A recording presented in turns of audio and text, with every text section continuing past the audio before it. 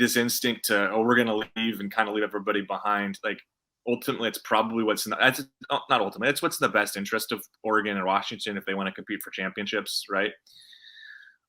But there's also a level of kind of like you're leaving behind some really special things, and just like we talked about, some of that tradition and stuff like that. And how you're feeling right now about maybe being left behind is how Oregon State and Washington State and Colorado and some of the smaller programs in the conference are probably ultimately going to be when this all shakes out. Finally, it could be the way that those programs shake out. So I just think maybe have a look. I guess my final point is have some empathy for the other programs, because you never know when you're going to be the ones kind of left in this spot. And I think for Oregon, Washington, if this news holds, who knows when or if they're called up to quote unquote the big leagues, because that's kind of what it feels like. If there's going to be several conferences that matter and a couple that don't, and I don't think the teams left in the Pac-12 or Pac-12, Pac-10, whatever we're going to call it, are going to be those relevant teams anymore.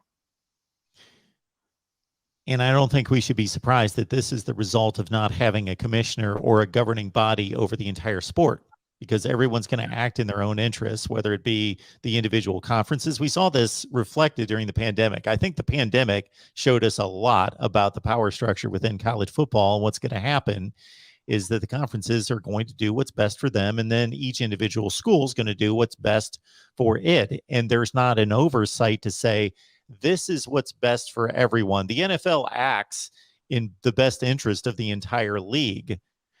But when everyone has their own autonomy, then this is what you get.